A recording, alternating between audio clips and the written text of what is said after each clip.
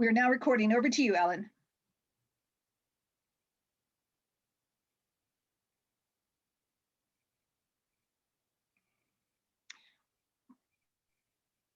Sorry, Alan, we can't hear you. Alan, we can't hear you. Yeah, okay, is that us? That's you.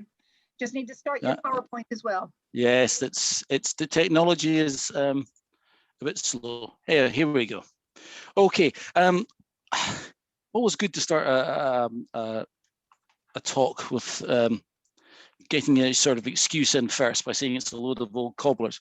But anyone who knows about how things are named is the North Sutor and South Sutor were called were actually said to be old cobblers. I don't see how the people managed to do it, equate the two Sutors to that, but that's where the old cobblers comes from. But the name of the Sutors has changed in relatively recent times. And if you'll see from the top map, you can see the West Sutor and the East Sutor, and repeated again on the south, the map on the south of the page, at the bottom of the page, East and West Sutor. And those maps date from 1850 and 1900. And the North Sutor and South Sutor only come into existence, although I first saw it on a map in 1870s, 1880s, but in common usage, they only come into use when the Navy decide that they can't handle East and West. And the Navy like North and South. So that's how we have the North and South Sutors. And even in an Admiral's chart of 1821, they have got East Sutor in brackets, just in case the ratings didn't quite get it by that point. And of course, today, we're just commonly called it the North and the South Sutors. The first defensive things that we see on the Sutors is the castle of Dunskeith Castle, which is a William the Lion castle, one of two in the local area, the other one being in Redcastle in the Black Isle. And there was an attempt to subdue the wild northern folk and make sure they actually followed the king at the time. So that was the first fortifications on the Sutors. But what we're here going to talk about today is the 20th century remains on both Sutors. And without a shadow of a doubt, this talk would not be possible without this book that you see in front of you, the Fort Record Book for the Cromarty Batteries.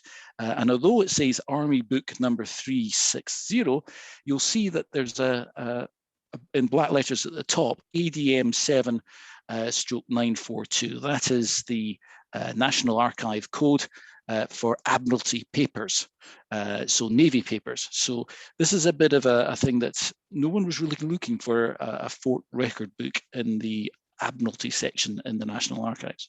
But this book has been proven to be a wealth of information, and without which our survey that we've undertaken in the last year, well, just before lockdown, would not have been able to be as good as it has been.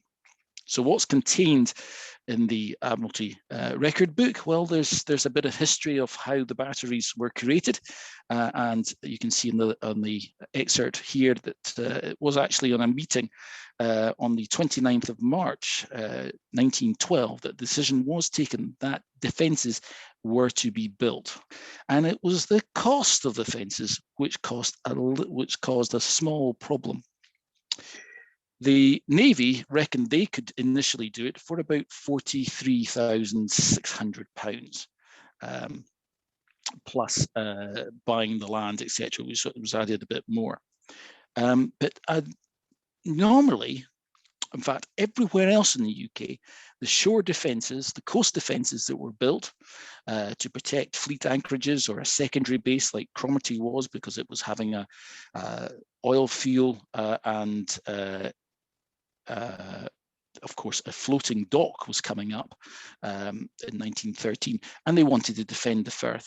So the army normally were asked to provide the defences, and they did. They provided the first estimate for two 6-inch guns, and you can see the list of the figures there. And that was going to cost a grand total of £121,500, with annual costs of 16,000. And that indicated the provision of new guns. That was a whole heap of the costs were new guns. But as you can see, Mr. Churchill did not consider that 6-inch guns were of sufficient power, and he wanted something a bit more meaty. The Churchill was always wanting something bigger and better. The War Office came back with an estimate of 167,700 for a couple of 9.2-inch counter-bombardment guns. This was, frankly, a figure that the Admiralty were not going to pay, and so they asked their own people to look at it, and they came back with a figure of £64,906, and a lot of that cost was because they decided to use old guns that were sort of hanging around in the naval yards.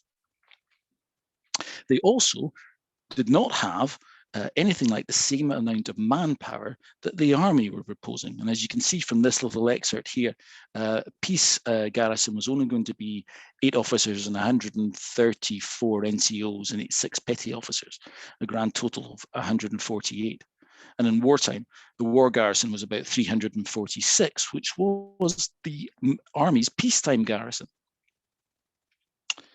So in 1912, when the Committee for the Imperial Defence said, okay, off you go, a number of contracts were issued. 4 firms were invited to build for the construction of the access roads, and the winner was John Fern of Tain, or Fern, as I've come across in one of the other books. There was a bit of a problem with the main contractor, in that the first one appointed didn't like it, couldn't. Well, it simply put in a too strong a bid. They were working with the Admiralty in Rosyth at the time, and a lot cheaper bids came in from Topham Jones and Railton of Westminster. And their engineer was a William Hallcrow. Now, Hallcrow went on to form Hallcrow and Group, which was an eminent civil engineering company, which has now been subsumed into another organisation. So actually a very top-notch engineer. And then when we start to see some construction work starting the 23rd of May, and the works continue until May 1914, when the entire site was built. There are a couple of entries in Hansard, but also this out of the Fort Record book, talking about the archaeological interest. And one of the correspondents in the Hansard, one of the parliamentary debates, said that the North and the South Sutor were of extreme interest to archaeologists. Nothing was found during the work, but it shows that some effort was made to at least think about archaeology being discovered and what to do with it. So turning back to the Fort Record book, and we're blessed, luckily, with a number of maps. This of the North Sutor, excellent one of the South Sutor. And these are sketch plans, but are based on Ordnance Survey maps at the time. And we can see that most of the structures on here are labelled, which has saved our bacon quite a lot in understanding. And we do have, and you can see one very large building on the North Sutor, which is annotated canteen and offices.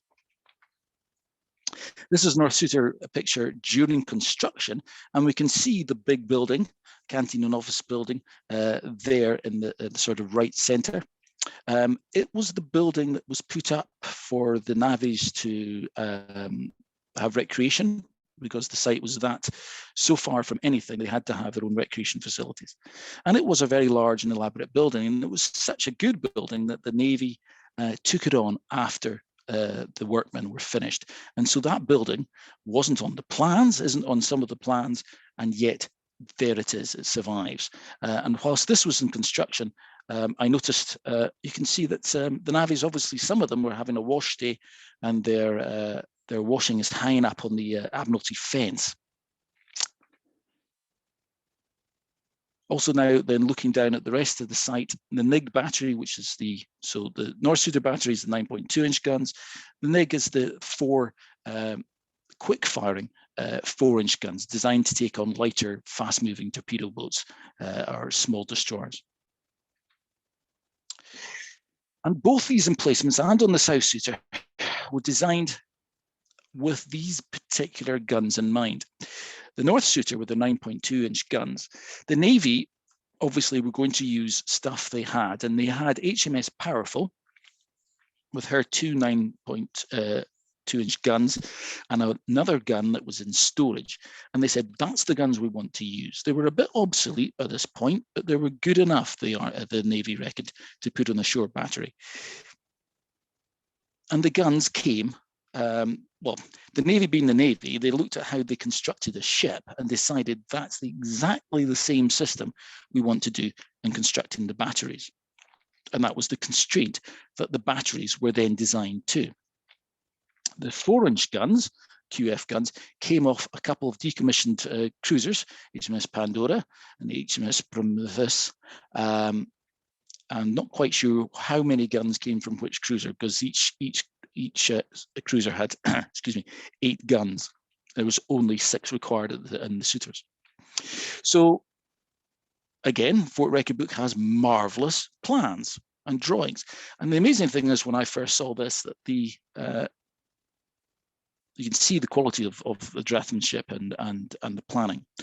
But when I come to look at this particular cross section through the battery, you can see that the gun came with its turret and placed on its emplacement. And this was designed exactly as it was on a ship of the time.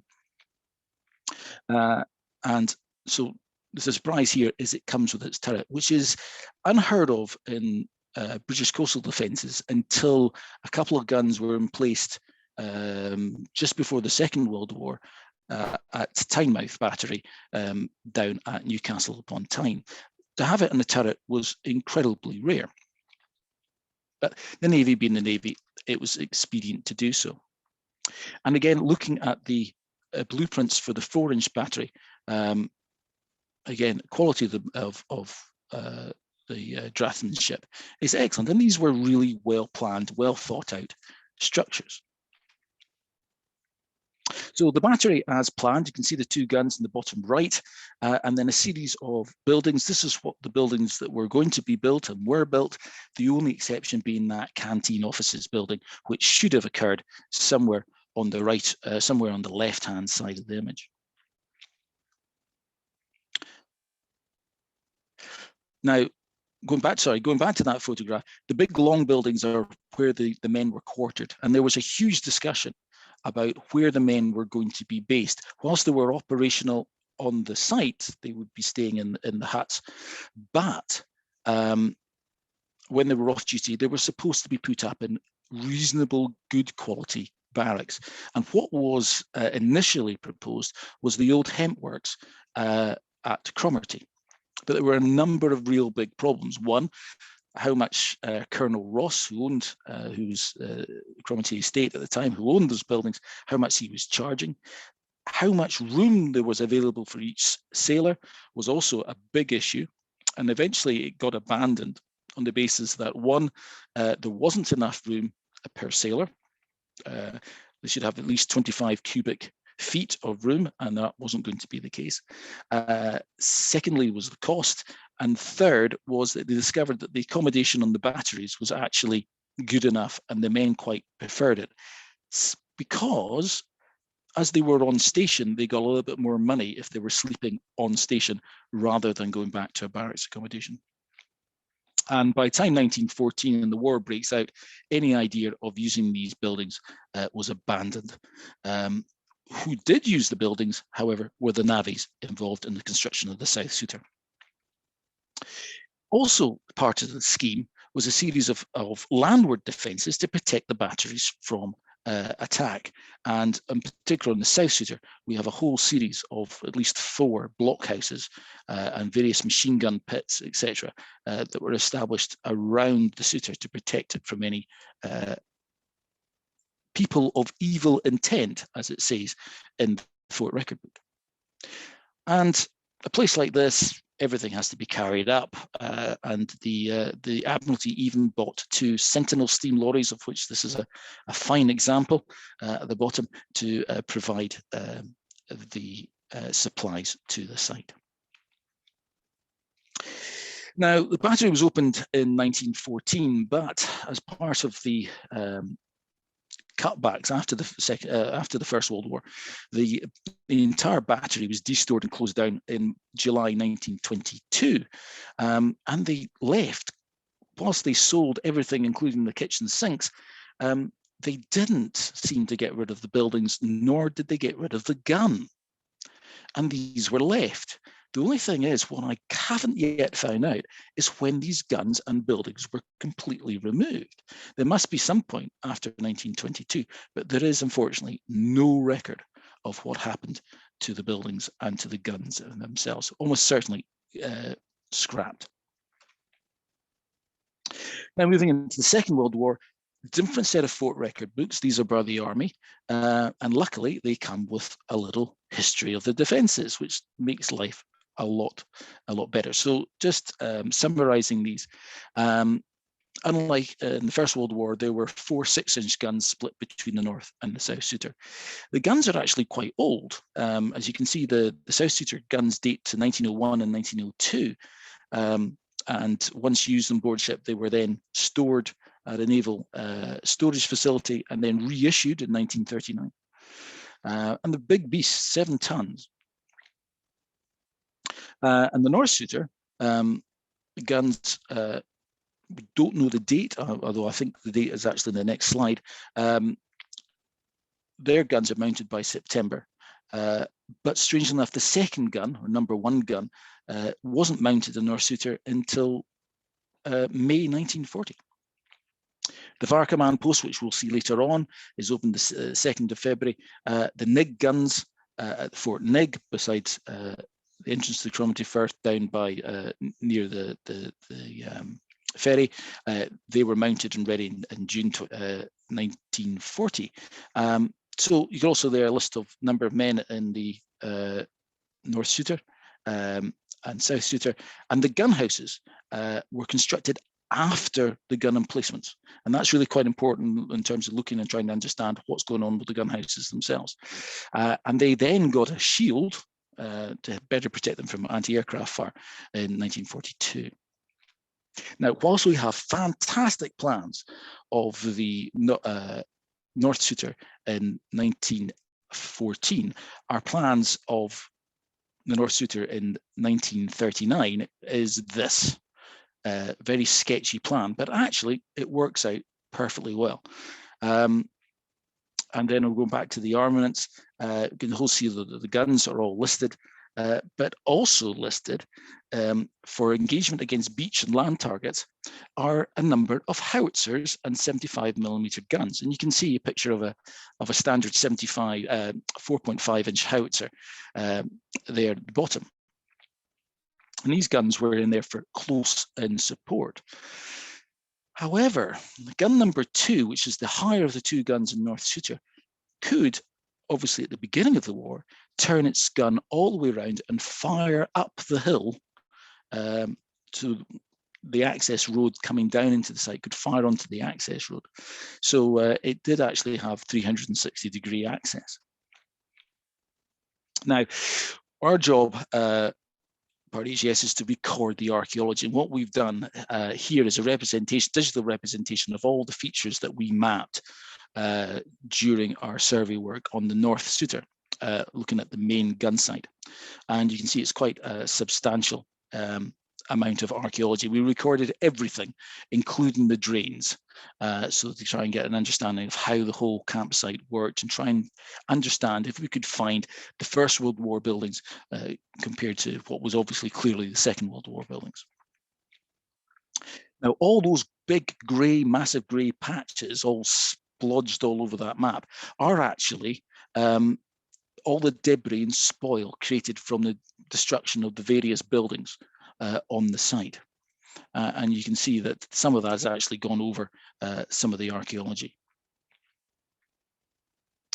Now, by 1944, North Sutors still manned and has now become what they call the examination battery.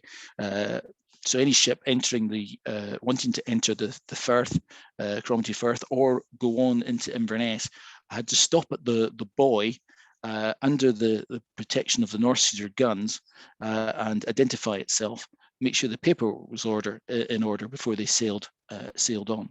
Originally, that was done at the beginning of the war by the South Sutor, but the South Sutor, by this point, has actually been filled in with Norwegian forces. Norwegian army have taken that over, though they were originally at the Nigg battery. It's all very confusing, but stay with me. Nigg, by this point, has gone into care and maintenance, so effectively the guns are still there, but there's actually no one manning them. And the two gun batteries, one at Lossiemouth, which you can see very easily if you get a chance to go there. It's a great battery. You can see that's the colour picture on the right. But the 5-inch batteries at Fort George, just on the point, just immediately to the east of Fort George. It's hard to see, but they're actually the two little lumps beside the beach, just overlooking the beach, right in the center of the photograph, are two very, very well camouflaged 5-inch gun emplacements. The building survived up until the 70s, in fact. Now, part of our work was fine with recording all the archaeology using a GPS system, but nothing beats old-fashioned planning of a site. And this is our planning of the magazine under the 9.2-inch gun. It was the First World War magazine. It then was reused very sensibly by the Army in 1939, and it's had a few design changes. Its layout is not that of a ship, where a magazine and shell store would be above one another, but it's laid out very much like an army battery of that period, in part probably because the Navy were a bit worried about how to design a gun battery. They employed a War Office, a former Royal Artillery officer, Captain Stokes, whose job was to assist the Admiralty. And there are very similarities between the magazine and shell store that you would not find, that you find on army-built sites. However, there's two distinct differences. You will see in the middle shell hoist and a cartridge hoist, and those are adapted for the gun itself, being a Navy design. So that in part is particularly Navy. There's a photograph inside the World War I shell store, which then became the World War II magazine. Shell store, obviously, where you store shells. The magazine is where you store the powder, the cordite, the stuff that really goes bang, and it's the stuff that you really don't want any accidents to happen with. You can drop a shell quite happily all day long. As long as it hasn't got its fuse in, it's not going to do anything. But drop create a spark with a cordite, and your whole magazine is going to go up very, very easily. You can see on the wall where my colleague Ali is pointing with the ruler, the blocked up windows and the blocked up door into the shell store. So the shell store got natural light, but they blocked this up in the Second World War so they could use that as a magazine store. Still in the shell store magazine, I'm looking through now into the distance towards the shifting lobby, and the blocked up entrance from the shifting lobby into what then became what was the shell store, First World War magazine and Second World War shell store. On the left, the broken down brickwork is what's left of the World War II issue hatch from where the cordite was issued. And there on the floor in this part, in this room, you can still see evidence of the painted floor. Moving into the corridor, you can see the arch roofs. This is a beautifully built, constructed building. I mean, it is quite remarkable. All painted white, obviously, to reflect the lights, so you don't need too much light. And you'll see that the second picture on the right, you can see a sort of dark patch of concrete on the roof. If we have a look a bit closer, a photograph of that, that is the bottom of the sealed up shell hoist, which ran up to the gun. On the walls of the First World War magazine are all these wooden beams attached to the wall. And I've had to go and ask a number of experts on exactly what this was. And this was a way of storing cordite against the walls without actually touching the dampness of the walls. It was basically keeping the cordite dry. Again, looking into the shifting lobby, you can see outline of what looks like a goal post, but really is actually it's the bench and coat rack for the men. When they were working in the magazine, they were not allowed to wear tackety boots or belts or anything that could cause a spark. So the men came in from the door on the left-hand side from the exterior. They would change out of their boots, they would change out of their jackets, any buttons, etc. Well, that was all removed. They put on what they called magazine slippers.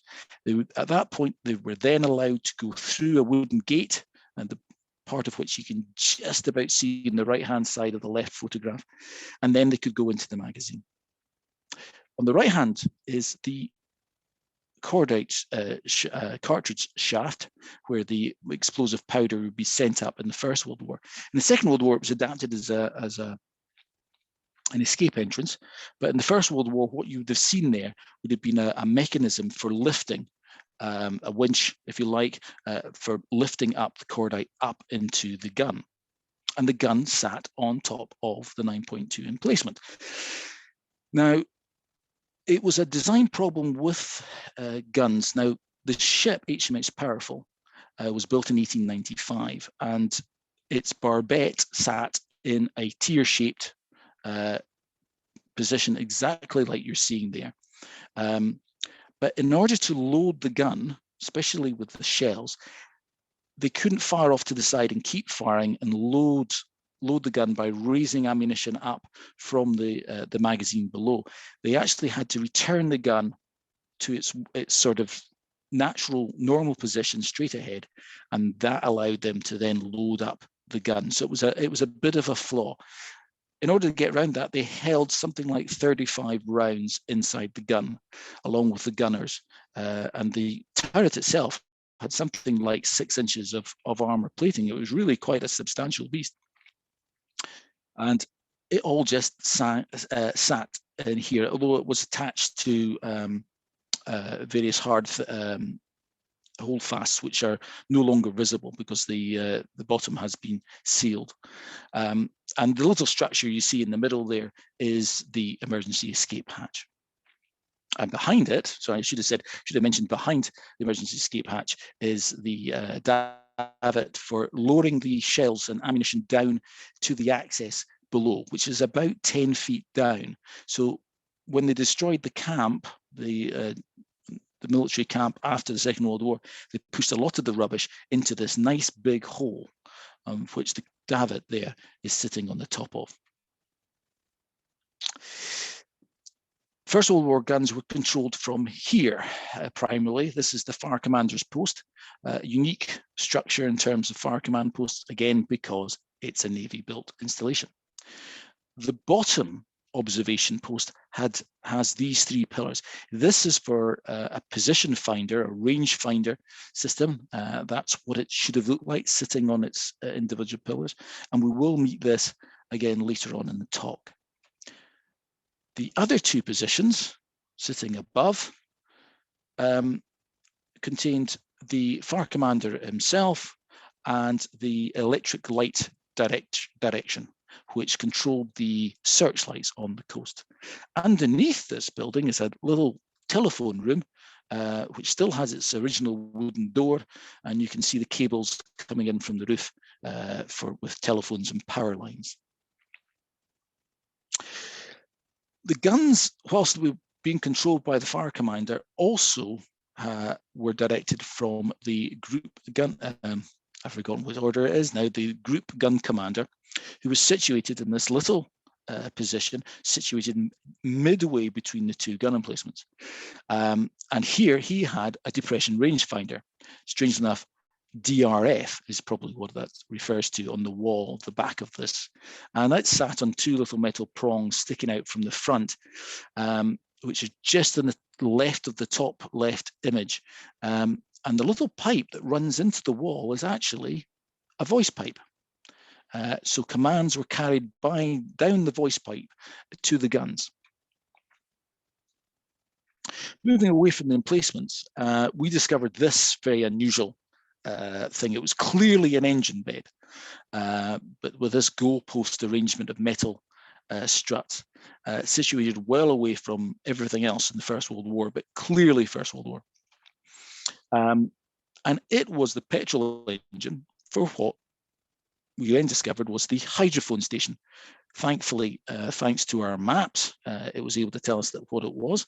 And it's a series, unfortunately the photograph's terrible, but it's a series of level terraces. There's about 3 terraces, a couple of concrete foundations, a few walls, what looked like an earth closet, and right down at the bottom of the hill, good distance away from the petrol engine. That's about 200, it's about 150 feet above us, and very nice position.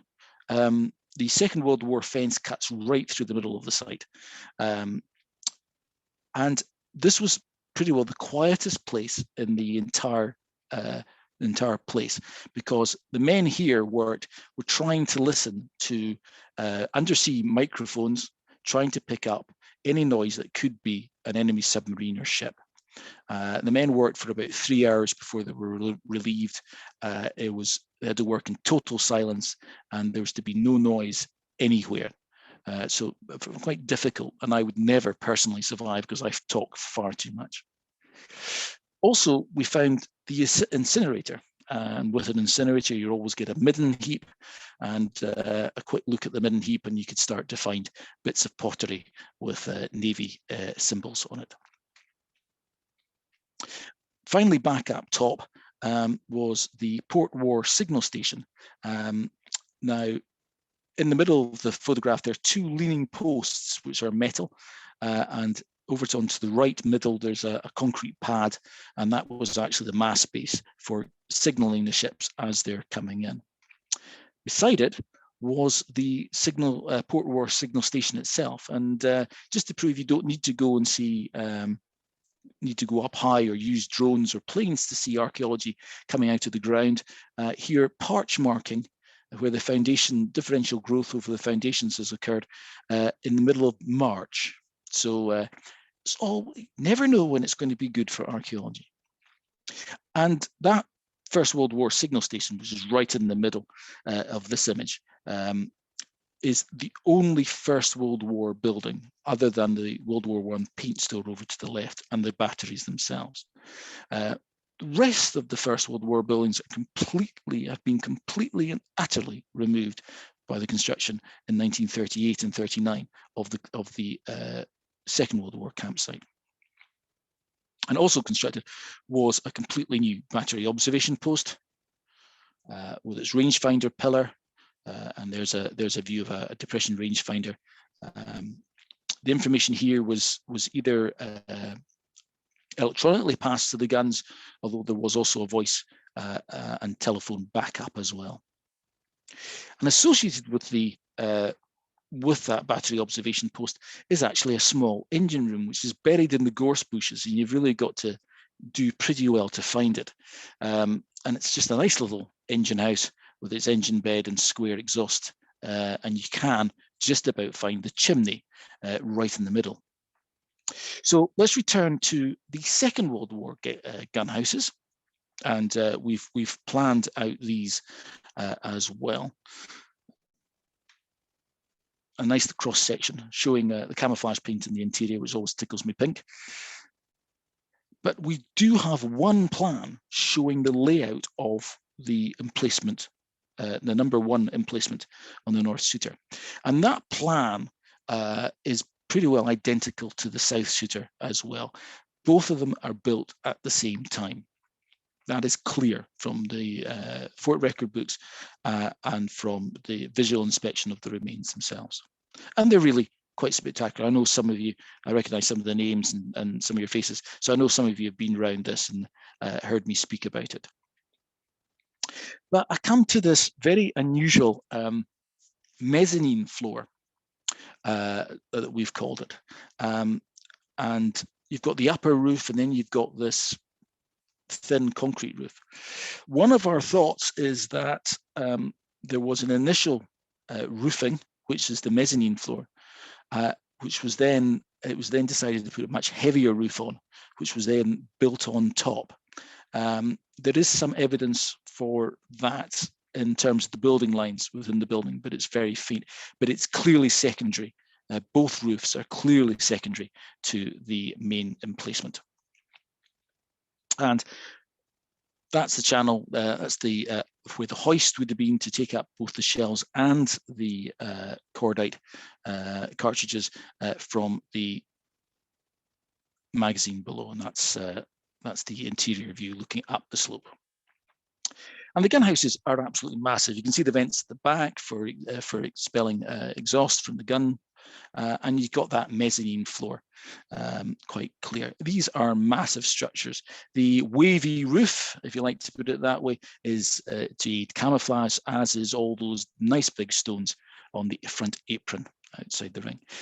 And the gun sat on that, on a massive mounting, big metal thing, which would have taken the gun up, and a floor was then put in at the same level as the concrete surround, and the guns could rotate on that. One sunken building is the plotting room. Now, according to a couple of sources, there was a great discussion that a plotting room was going to be built and was approved to be built for the battery in Cromarty itself. But this appears, it's not mentioned anywhere in the fort record books, which is a right pain, and this might actually be built instead of the plotting room in Cromarty. And it makes more sense to have it here, to be quite frank. And it's a 3-room building with telephone communications and a large room in which obviously they plotted where the ships were going and what they were doing. A nice little graffiti as well. Any military site, you're always going to have an engine house, still with camouflage paint. Behind the engine house, on the site of what was the First World War engine house, is the fuel store for the Second World War engine house, and it comprises both that red brick and that grey engineering concrete brick. And I'm going to come back to that because that's quite important. It's clearly Second World War, the grey brick. Around the edges, we managed to discover a number of infantry positions. The one on the left, hidden almost just up beyond the fence and on the outside, may well actually be First World War. But some of the others are clearly Second. And together, along with one in situ pillbox, and of course one pillbox which is lying on its side beside one of the emplacements, comprised part of the defences along with a series of barbed wire. We worried about this pillbox. Was it First World War or was it Second? But the fence line actually is still preserved in the concrete, as this was situated right on the boundary fence. And 3 stanchions of the fence can be seen on the left-hand side of the pillbox. And that fence is Second World War.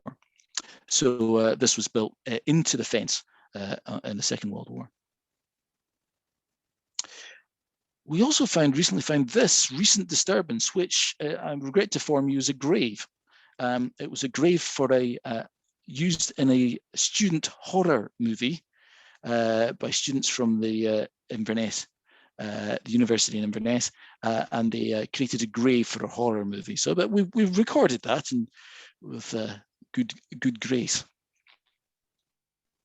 Now, there were other plans for the North Sutor battery, in particular the establishment of a 3rd gun in 1943, which seems utterly bizarre to me. But anyhow, this map shows a whole series of new placements along the shore for additional searchlight position. And here we go, a close-up of that map showing number 3 gun emplacement, proposed addition. It got no further than this stage, but it was seriously considered. And this map shows the arc of fire, which would have been better than the other two guns, quite substantial. But as you can see in the map, there's a battery observation post. In fact, there's two battery observation posts well to the north of the battery. So let's have a wee peek at these. And excuse the language on the graffiti, but there we go. First is this observation post, which is the counter bombardment observation post. And you can see very nice observation post still with camouflage paints. It contained a position finder, exactly depression position finder, exactly like the one we saw in the First World War, and in the fire command post. And it also has an attendant engine house, which is the grey concrete building. This time, grey concrete bricks at the bottom and red bricks on the top. And inside the wall, we can still make out some bearings which have been written onto the wall surface. Moving on to the final, the northmost position, battery observation post. That's kind of a misnomer because it wasn't, strictly speaking, a battery observation post in the true sense that we've been seeing with the other two. This was actually a coastal radar station. And you can see its position is kind of a bit dramatic. A very nice big flat roof with fixings for the bolt on which the antenna of the radar would sit. You access it via, well, it's more a case of finding it by falling into it rather than actually anything else. But that took you down to a long corridor, some original doors, coat hooks hanging on the walls, and a few steps up to the observation post at the front. This was the receiving room, and you can see the infrastructure, the fixings in the roof for cabling coming in from the transmitter and from the aerials, and this is the transmitter room. Also, the observation deck at the front with a fantastic view over the Firth, and again, 3 pillars for a position finder is also in here. It was accompanied by not 1, but 2 engine houses buried into the ground, only accessible by throwing yourself through the gorse bushes, and a very nice little engine house it is too. In fact, if you're looking out in the right-hand image, there's 2 doors. There's a corridor to the right, which then leads up to a flight of steps, which comes out again at the chimney. So that's that part of the battery. Down on the shoreline itself, you've got the searchlight positions. Quite an older picture of mine from my first visit, when the suspension bridge, which dates to the First World War, still had some form of walkway. The more recent picture on the other 2 are more recent pictures where only a single line of wood stands remaining. The bottom left-hand picture shows the searchlight position on the stack. The bottom greener concrete is actually the First World War concrete, with the Second World War building built on top. Adjacent to this position is another stack on which a First World War searchlight is there. Moving now towards the NIG battery, we've got some marvelous construction photographs. Here it is getting dug out. There's 23 navvies working away, and they made all this inside a year. It's really quite remarkable what manpower can do with a pick and shovel. And they're really quite a lovely set of remains, and perhaps the easiest and nicest batteries to walk around. And it also has a voice pipe sticking out the bank at one point, clearly showing that communication between the gun commander and the batteries was done by voice. But these batteries are only First World War. And part of the clue for that is the graffiti that lies within certainly the Western Emplacement magazine. We have on the top left G.M. Moss, RAF, and probably is Anne McCulloch, a WAF, who visited the site in August 1944. So one can presume they were probably based in Fern and have come up for a walk hand in hand to visit the remains, something to do on a day off. We've got William Morrison, who visited the site in April 1933, which implies that there's no activity, there's no fence, you can just walk in 1933. And then most interesting to me is Robert Knox and John Spence of Joiners from Aberdeen, who visited the site in July 1940. I suspect that's when the emplacements, the gun emplacements, both at Nig and at the North Sutor, are getting their starting their construction of their gun roofs, the gun houses. And I suspect that's why these two joiners are knocking about on a military site. But one of the mysteries, one of the problems with the battery that was very early identified was for the 4-inch guns, there were no shelter for the crew. The original plan shows that in the magazine pit, you can see the metalwork in the bottom left-hand image. That was had sheet corrugated iron over the top of it, and the men were to shelter under that. Quite impossible. So they first came up with an idea of putting metal stanchions into these sort of pipes set into the floor, which have obviously been added after the construction, and put a tarpaulin over that, and the men were to stay in there. That probably wasn't very successful. They then seem to have reworked it by moving it to the other half of the gun floor, the other end, and put in a concrete base, which is what you're seeing on the left-hand side, for a stove with flue pipe. That's what that hole is in the wall, and then again build a wooden structure framework around that with again tarpaulin placed over the top of that, which would at least would have been slightly warmer than having no stove at all, and a heck of a lot better than sitting on a bench underneath a bit of a corrugated sheeting. But it's the construction of the site which is really quite remarkable on the whole. It gets built on a whole series of terraces. This is the officers' mess above the guns. You've got a very large terrace with an enormous building, which was for the men and NCOs. Again, on a terrace, you can see the next building up is on the terrace. And there's a whole series of terraces, as denoted by this particular picture, showing the lines running across the light grass. And we've been able to do a very nice plan of this, as you can see. I'll just blow up part of it. So the 2 gun emplacements with 2 guns each down at the bottom. And they were drained. That's what number 47 from each of the batteries. The officers' mess is 39. The very large, long rectangular building is the barracks, 36. And toilets were 35, and there was a few other. Engine pit is 16. But our big problem was building number 33, which is this. This was clearly a 2-phase building. You can see the concrete bottom base, and you can see the entrances were wide, and they've been narrowed when they've built the this grey concrete engineering type brick above it. And it's clearly, the building is clearly Second World War. It's the same bricks that we've seen at the engine house. It's the same bricks at the counter-bombardment post. But what is this building doing? We have not got a clue. We know what it is in the First World War. It's the coal and earth store. But what it's doing there in the Second World War, no idea. And it comes with 5 toilets in this block.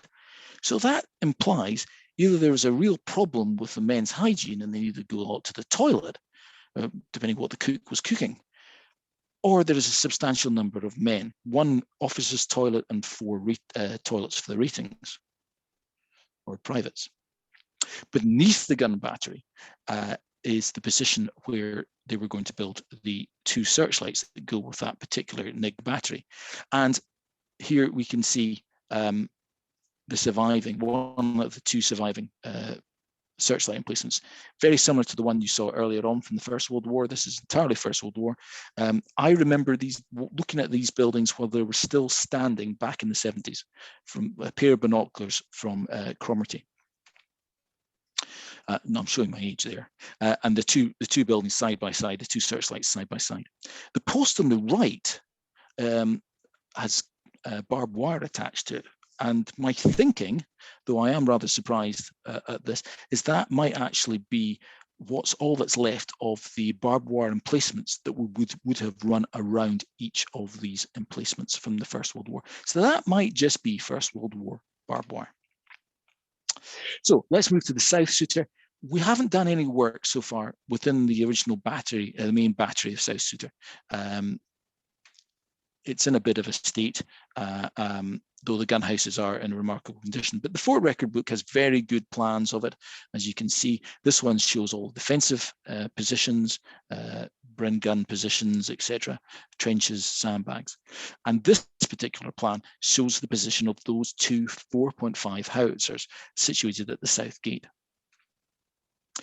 But what we did have time to do was to look at the fire commander's post. It's the Second World War. It opens on the 2nd of February, 1940, and it's one of my favourite buildings on the site.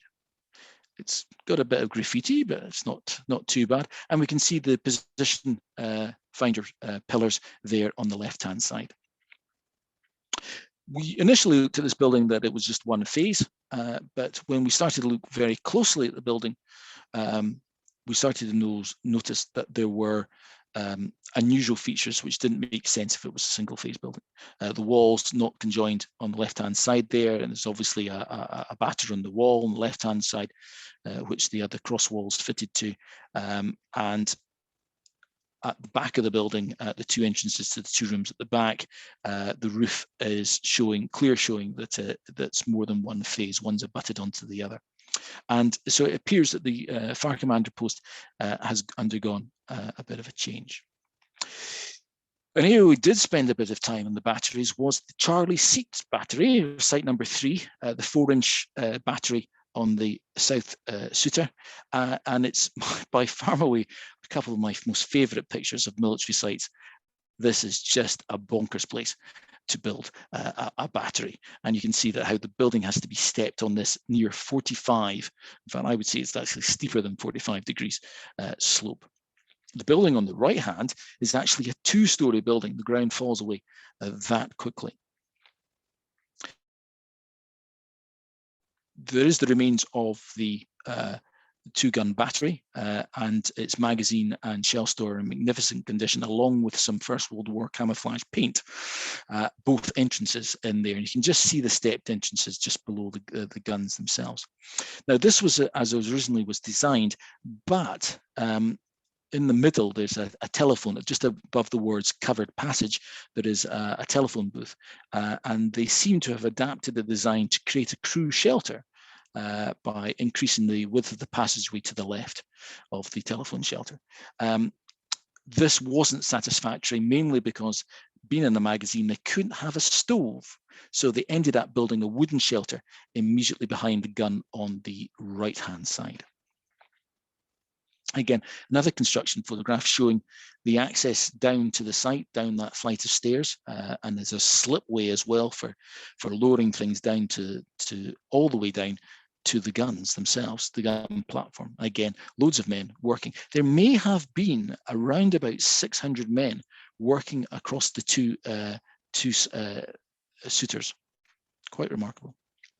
Now, if you go to that site now, this is a vertical picture. It's a horrible area of very steep ground with lots of natural trees growing up on it. But we have a very good War Office plan, an Admiralty plan of the site, which I've overlaid onto the photograph. The gun emplacements are the 2 purple semicircular features on the right-hand side, top right. The dark red building is the magazine, and then you've got searchlights and the engine house also in dark red. In the lighter red are the crew quarters, cook house, latrines, etc. Yellows are paths, greens, different shades of green are embankments or banks of earth or cuttings, and then the black is the fence line. So quite a complex of structures. If you go there today, that's the elements you will see on the ground.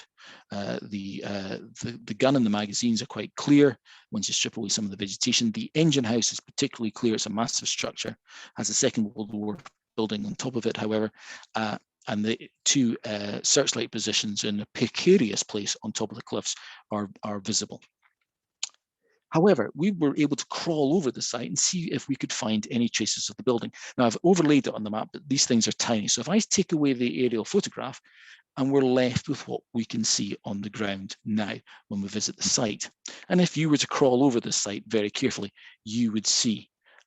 And by mapping out the buildings, you can see that they form pretty well identical to the known buildings on the plan.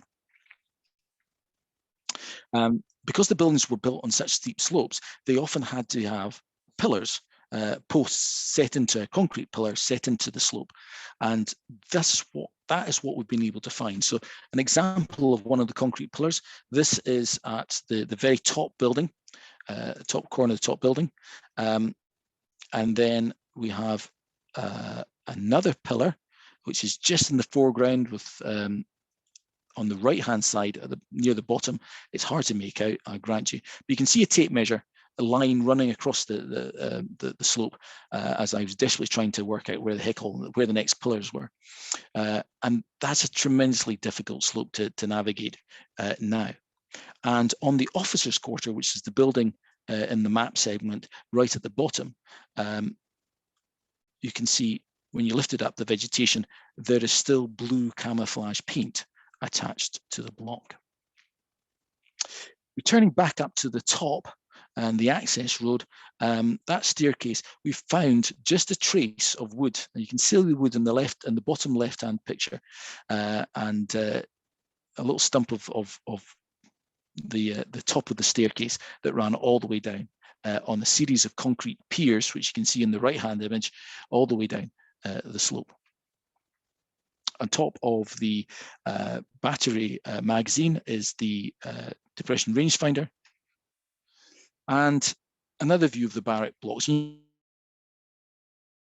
Let's see the bottom left-hand corner, you can see the stilts. It's an unbelievable construction. What does it look like today? Just a representative taken from pretty well exactly the same position. The engine house is there. It wasn't there in the first one. And the first photograph was taken, but the engine house with its later grey concrete bricks that we can see elsewhere in the site. Surrounding both the north and the south Sutors were a huge amount of defences. In the First World War, a whole trench system running across the hill of Nig. That system running on the right-hand side of the image with its barbed wire actually survives for about 700 meters, about 800 yards of trench system survives. It's not very impressive, you can see by these photographs, but it's clearly there, including a couple of buildings which we discovered there that are obviously associated with manning of the line. On the South Sutor, it's pretty clear where some of the defences were because they survived until the 1970s as very, very clear earthworks. And in addition to the very large one, you've got one running along the farm track and another position marked as well. If you were to visit that, you can see that the ground has been disturbed, but you can't make any visible trace of what's there. So unfortunately, unmappable archaeologically. Now, there were other things that we need to think about when it comes to defence, especially in the First World War. But this was a feature that was also used in the Second World War, mining the entrance to the Firth. At the Nig Battery, there are a group of buildings just before the gate on the far right-hand side. One's an engine house, that's pretty clear. The other one's a long rectangular building. And this was the submarine miners position. And on that map, it says it's the old position. It seems to have been established and then replaced by the RMSM position on the South Sutor beside the target, Little Rock. That's on the shores, just as your used to be the firing range for the volunteers. And it sat in a little enclosure with 3 buildings. We found evidence of 2 of those buildings. One's a bit hard to miss because we've got 3 pillars of a position finder yet again.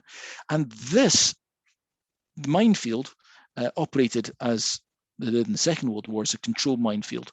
When the ship passed through a particular point identified by the rangefinder, then they could blow the mines adjacent to that position. And this worked in conjunction with other features, the boom and searchlights. And we found evidence of some searchlights. Not particularly clear, it has to be said. It's a bit more of eye of faith. If we didn't have the plan, I don't think we would have found it. But just along from the target at Little Rock, along the shore, you can see in the little map, searchlight and powerhouse comprising 5 buildings. And where I am standing on that image, that's me, believe it or not, on a lovely fine Cromarty day. And I'm standing at probably one of the engine houses or small buildings.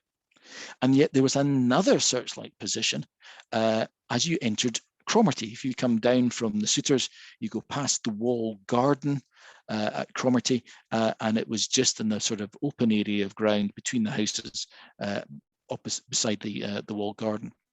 Again, same number of buildings. And that's what these buildings look like. We have a plan of this exact building, and this one was positioned at Cromarty Links. We've not been able to identify the position of this, and the best we have is this map showing the position of all the searchlights. There were 16 during the First World War. The ones at the guns for the 9.2 and the 4-inch guns, and then you've got M1, M2, M3, M4, and C1, 1 and C2. The M stood for middle. And it also shows the position of the 3 booms there as well.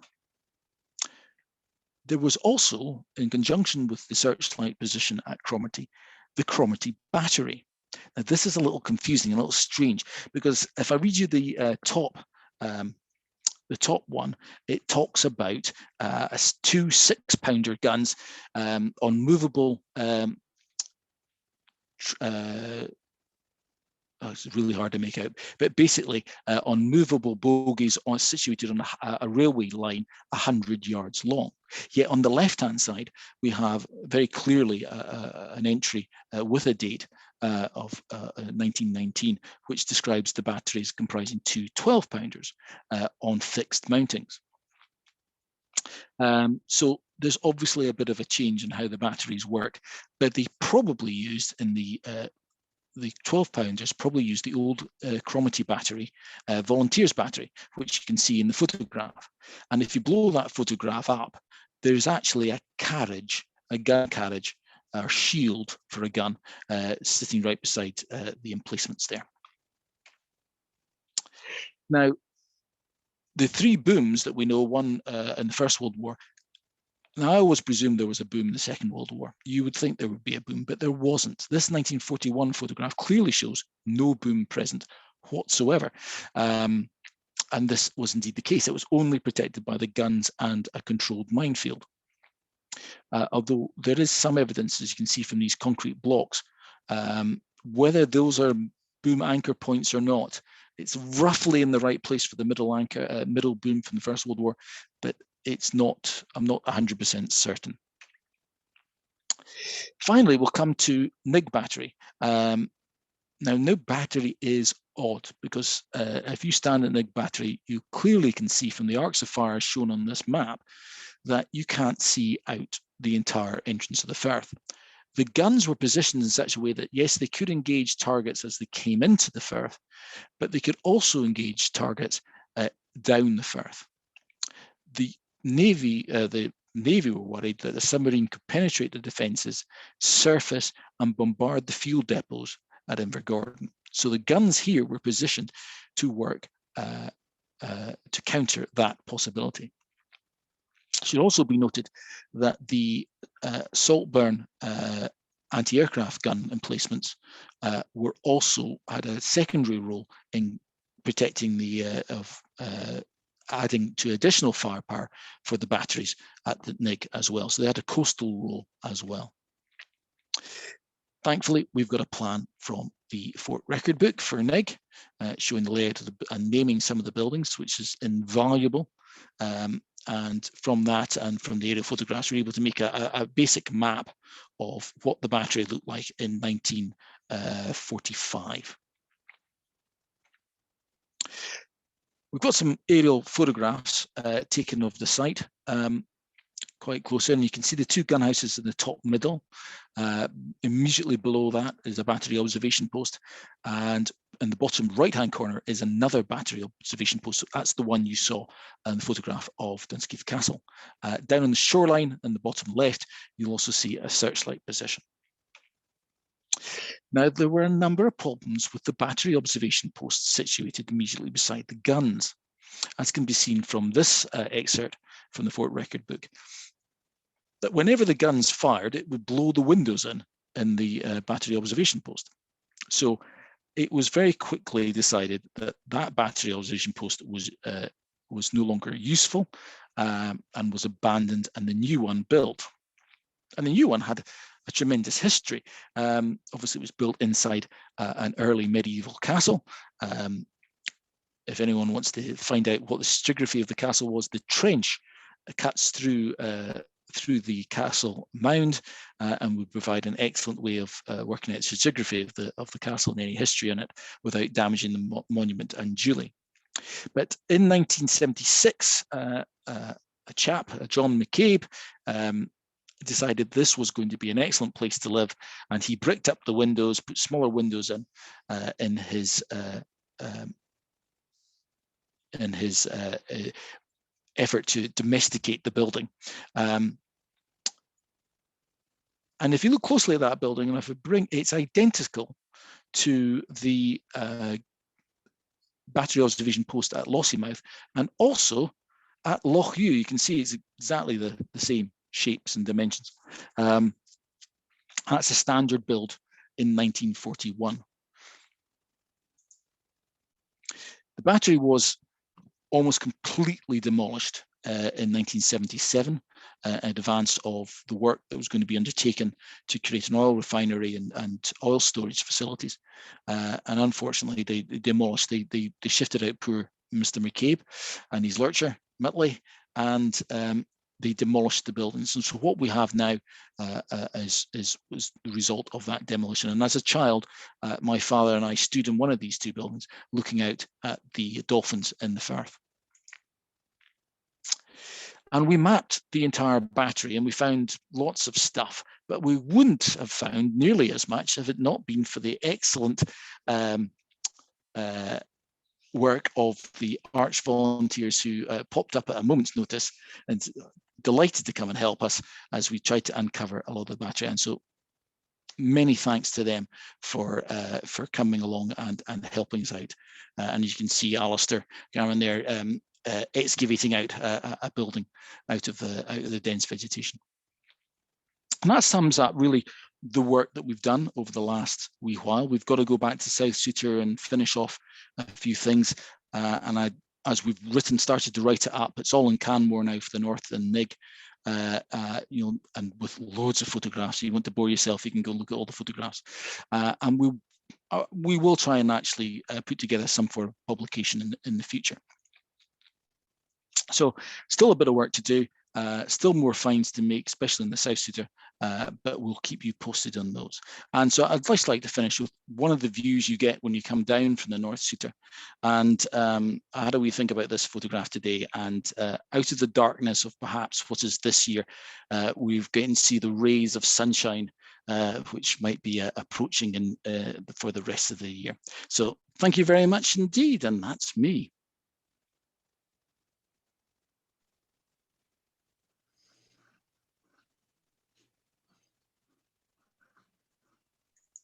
Thanks, Alan. That's great. Gosh, so much detail. I'm really pleased. Really pleased. You wouldn't believe the amount of stuff. We need a publication on this. I hear you talk about this so often, and I just can't keep it all straight. I'm amazed how much you can keep it all straight in your head.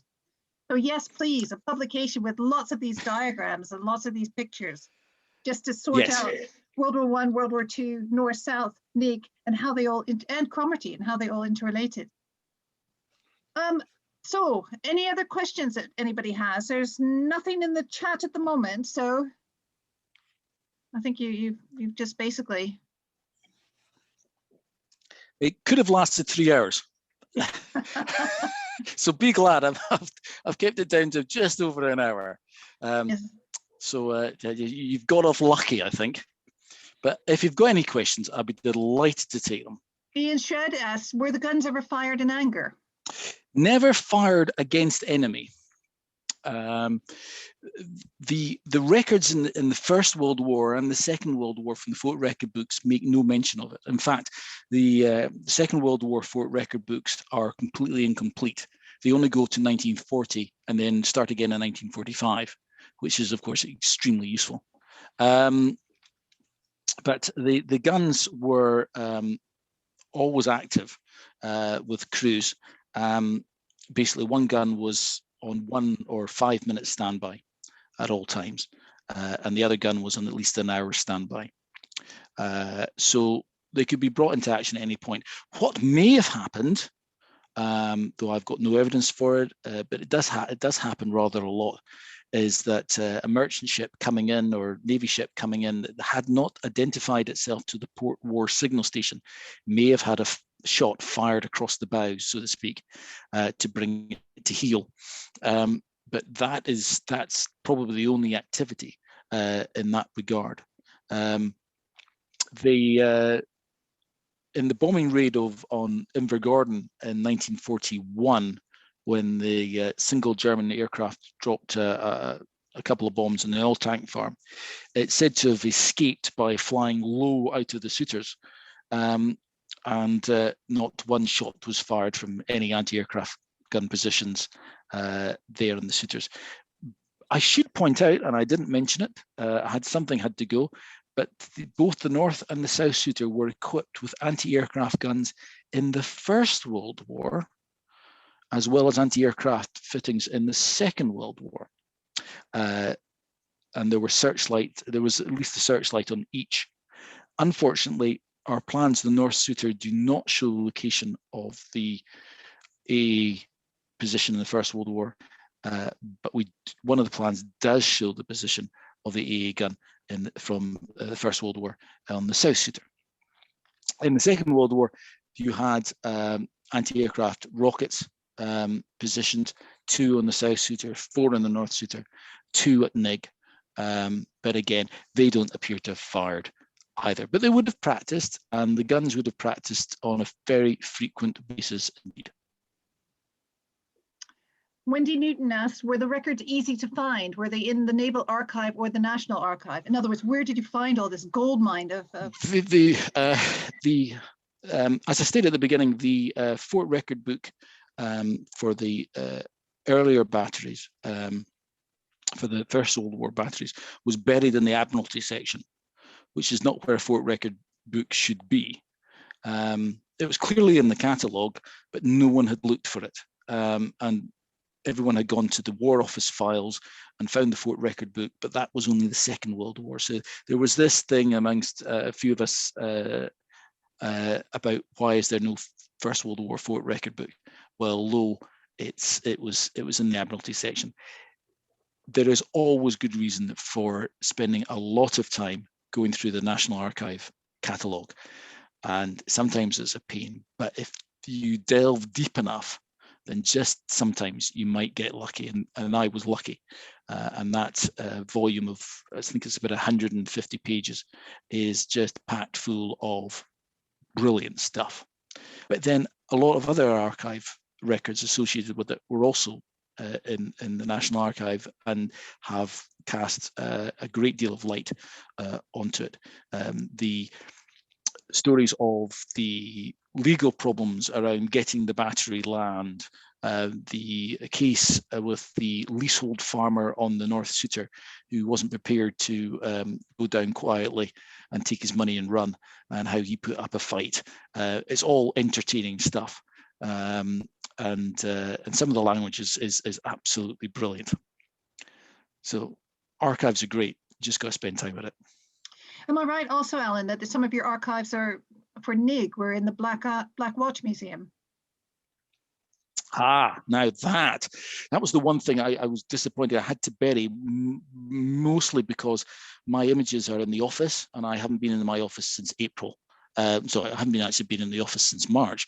And I have a whole series of photographs of the military campsite, the Black Watch and Cameron Rifles, Scottish Rifles, barracks that were constructed at Nig, just past the church, Nig Church, actually. And there's a whole series of, there's an album in the Black Watch Museum showing their campsite. And 4,000 troops, up to 4,000 troops, could have been stationed at Nig in these two, between the two camps. An additional Seaforth Reserve Battalion was stationed at Cromarty, and then you've got the other battalion, Reserve Battalion at Invergordon, which Arch discovered all the photographs and archive about, and that was another training battalion.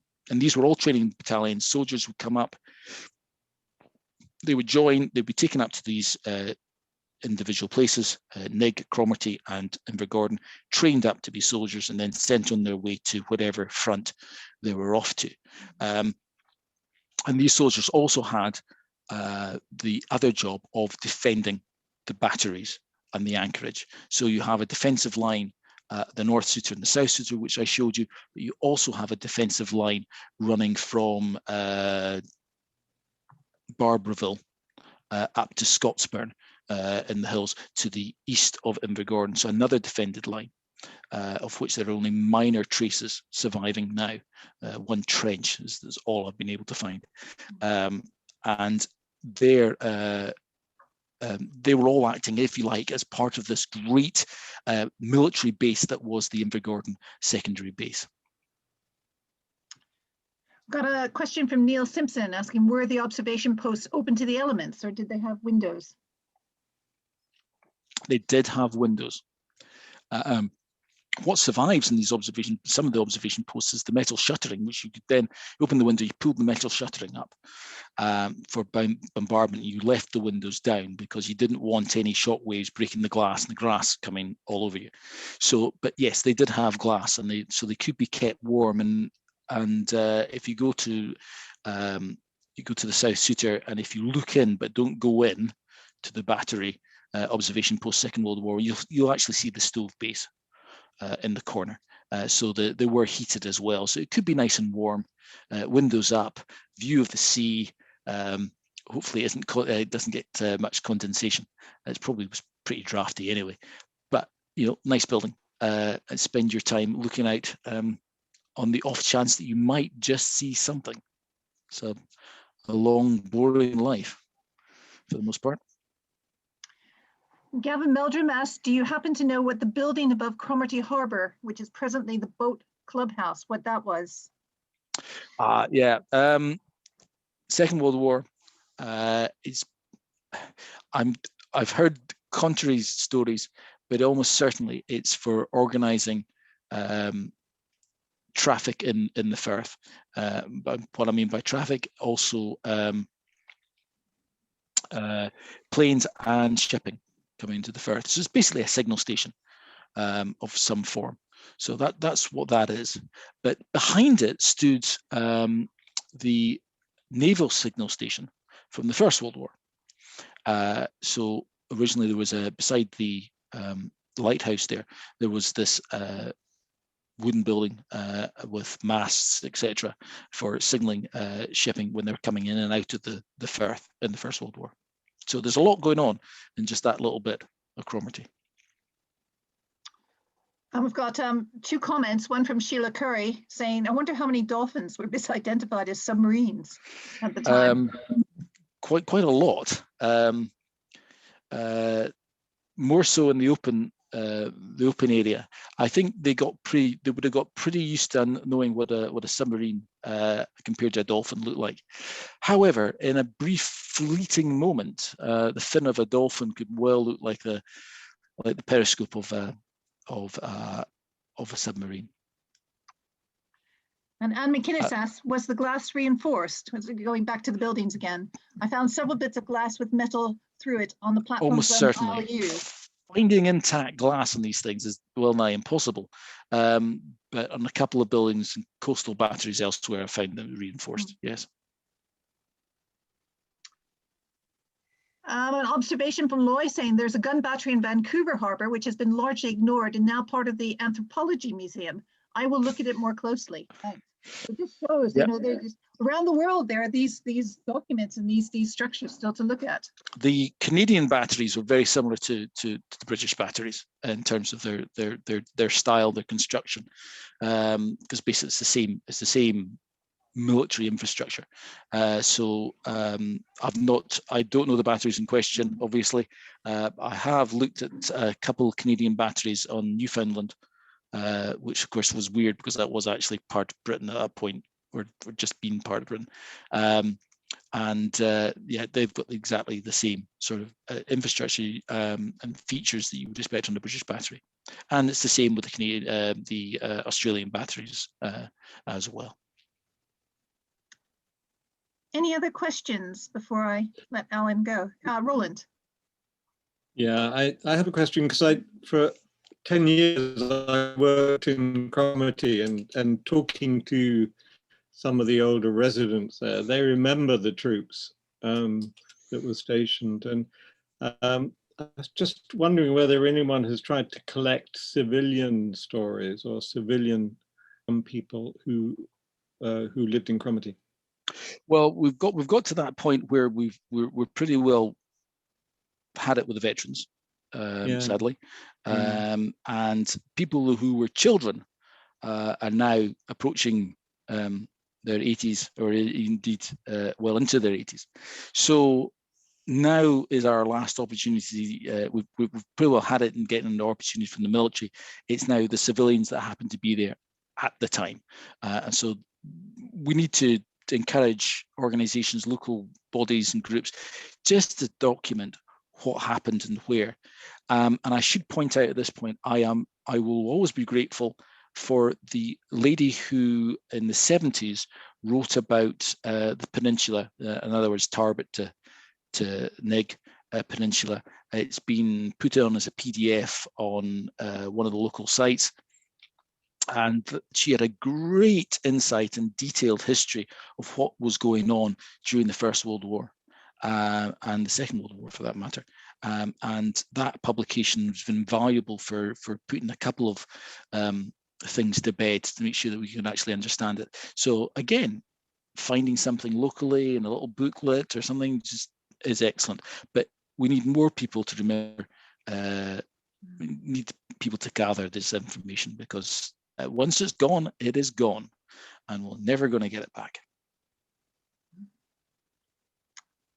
Any other final questions for Alan? No, I just want to say that was a fantastically detailed presentation. Just amazing, just how much still survives for a site that, and how much detail you've been able to extrapolate on there. When you picture this, both in World War I and World War II, what Cromarty must have been like with all of that, it's just phenomenal. The amount of noise, the amount of people, the amount of strangers, it must have transformed. One of my favorite National Archives is the local farmers who took the Admiralty to court to say that their cows were dying because of all the firing of the guns and the practicing. And they won. It took them years, but they won. So there's all these other stories that come around it too. That was excellent, Alan, and many thanks for such a great talk.